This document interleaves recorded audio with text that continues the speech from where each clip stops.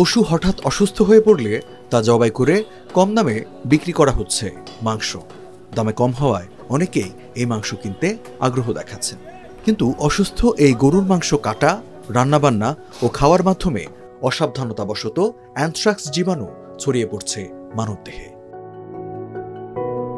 এভাবেই মেহেরপুরের কাজীপুর, মটমুড়া, সাহারবাটি ও বামন্দি ইউনিয়নের বিভিন্ন গ্রামের মানুষের শরীরে অ্যানথ্রাক্সের ক্ষত দেখা দিয়েছে। মাংস টাংস কুটা পোড়া কইছে, একদিন হাইসুতে কাটি গেছিল, যার পরে একদিন অশানি বাড়াইলো, বাড়ি এরম নখ ফুইলে যাই, এরম নাম মনে করছে যে আমার নখ মনে হয় আঙ্গুল কাটাই নাকবে।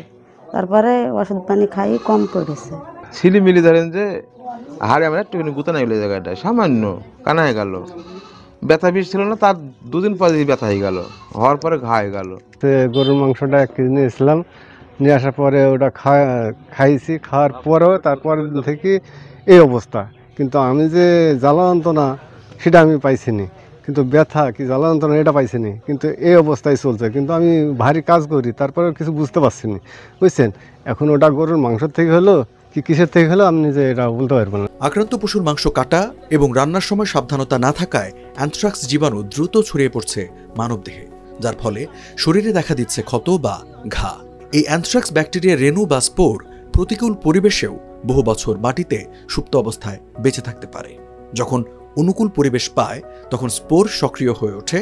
গবাদি পশু যখন সংক্রমিত ঘাস খায় তখন সেই পশু অ্যানথ্রাক্সে আক্রান্ত হয়, আর আক্রান্ত পশুর মাংস খেলে রোগে আক্রান্ত হয় মানুষও।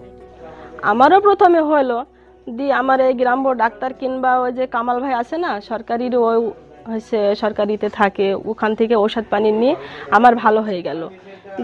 এই 2-1 বছর পরে আবার হচ্ছে আমাদের বাড়ির হচ্ছে হাজব্যান্ডের হইলো। গরু ছাগল জবাই করার মাংস খাওয়াই বলে এই ঘাটা হচ্ছে, আমরা তো আর বুঝি না, আমরা জানিও না এই ঘাটা কেন হচ্ছে। সরকার তো আমারে বলবে, ডাক্তারে কইবে যে মানা করবে, বলুক বা না বলুক, গরুর দেহ চিকিৎসার জন্য চাই। প্রথমে স্থানীয়ভাবে চিকিৎসা করায় নিরাময় হয়নি কারো। ক্ষতস্থানের আকার বাড়ার সাথে সাথে তীব্র যন্ত্রণা নিয়ে বিভিন্ন হাসপাতালে ঘুরতে হচ্ছে এসব রোগীদের। অ্যানথ্রাক্স আউটব্রেকটা মূলত মূল সোর্স হিসেবে আমাদের অ্যানিম্যাল সোর্সই বিবেচনা করা হয়, যেখানে অসুস্থ প্রাণীর জবাই, তার মাংস হ্যান্ডলিং করলে তার আক্রান্ত হওয়ার সম্ভাবনা থাকে। এর পাশাপাশি আরও বিভিন্ন সোর্স, কন্টামিনেটেড মাটি অথবা পানির মাধ্যমে আক্রান্ত হতে পারে। তবে প্রধান সোর্স হিসেবে যেহেতু প্রাণী সম্পদ জড়িত, সেক্ষেত্রে সবাই আমাদের প্রাণী সম্পদকেই অনেকাংশে দায়ী মনে করেন। আর এটা কন্ট্রোল করার জন্য প্রাণী সম্পদ দপ্তর আমরা আমাদের যে রুটিন ভ্যাকসিনেশন কার্যক্রম সেটা আমরা চলমান রেখেছি। আমরা সারা উপজেলা ব্যাপী আমরা অ্যানথ্রাক্স ভ্যাকসিনেশন করি। তবে আমাদের যে সক্ষমতা, সেই সক্ষমতার সর্বোচ্চটুকু আমরা ব্যবহার করি।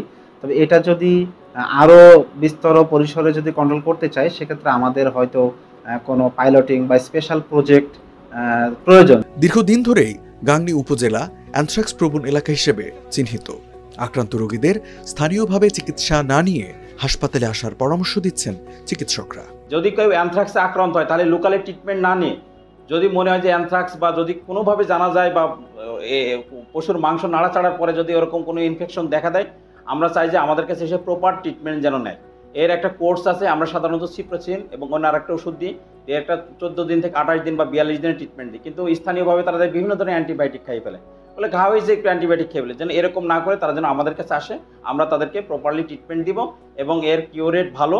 এবং যদি না করে, তারা যদি লোকালি নেয়, তাহলে এর স্পোর থেকে যায়, দেখা যায় ভালো হয়ে যাবে, কিন্তু তার স্পোরটা থেকে যাবে, পরবর্তী আবার এটা রিকারেন্স হতে পারে। স্বাস্থ্য বিভাগের পক্ষ থেকে আমাদের স্বাস্থ্য সহকারী যারা ফিল্ড স্টাফ আছে তাদের মাধ্যমে স্বাস্থ্য শিক্ষা দেওয়া হচ্ছে, বলা হচ্ছে যে এই ধরনের রোগাক্রান্ত গরুর সংস্পর্শে যেন না আসে, দ্রুত যেন চিকিৎসা নেয় এবং এটা যেন কোনোভাবেই জবাই না করে মার্কেটে যেন কোনোভাবেই তার বস্তু বিক্রি না হয়। আমরা অ্যানথ্রাক্সটা কমাইতে চাই, প্রতিরোধটাই তো আমাদের বেশি কাজ করবে।